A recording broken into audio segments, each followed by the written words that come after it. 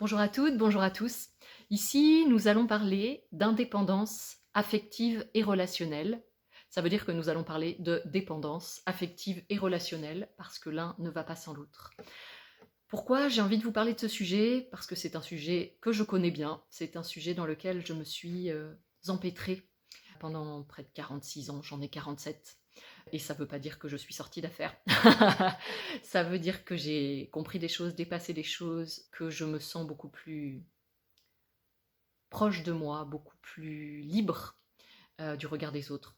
L'indépendance, en tout cas la dépendance affective et émotionnelle, la différence que je fais entre les deux, c'est pour moi la dépendance affective, on la connaît un peu plus, c'est la dépendance amoureuse. La dépendance relationnelle, elle, c'est la dépendance pour moi qui touche toutes les sphères de notre vie. Et qu'est-ce que ça veut dire? Ça veut dire être poreux au regard des autres.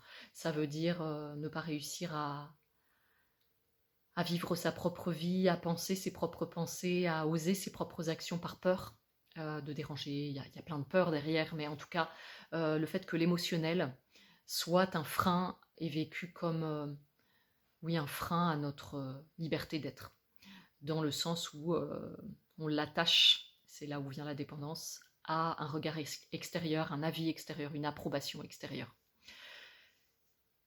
Je, voilà, j'ai envie de dédier ces espaces-là à ce sujet-là, qui peut être abordé de plein de manières différentes. C'est une première.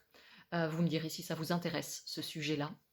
Moi, il me passionne parce qu'il nous amène à toucher du doigt l'amour de soi, le respect de soi, jusqu'où on va dans le reniement de soi-même, comment on essaie de s'écouter un peu mieux, comment on pose nos limites, comment on met notre cadre, comment on démêle les fils, comment on démêle les sentiments, les vrais sentiments, l'amour, de tout le bazar intérieur.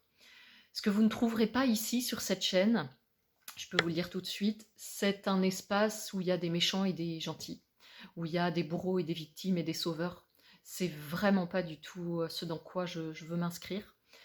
Je crois, pour ma part, et ça n'engage que moi, et ça vous engage vous si vous partagez mon avis, qu'il y a des blessures qui se répondent, des égos qui se répondent, des choses de l'ordre de l'inconscient qui se répondent.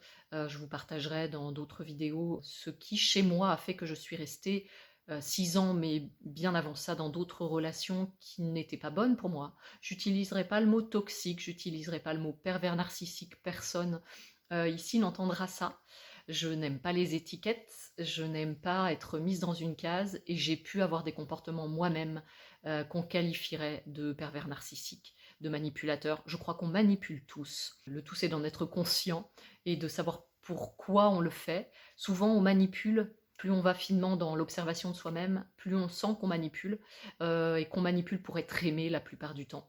Et que ça peut être très sournois quand on n'en a pas conscience. Et c'est facile en fait de le voir quand la manipulation, quand elle est flagrante, obvious comme on dit en anglais, dans le sens où elle se manifeste par des cris, de la contrainte, de la force, de la brutalité. Mais il y a des liens manipulatoires qu'on peut mettre en place et qui sont bien plus,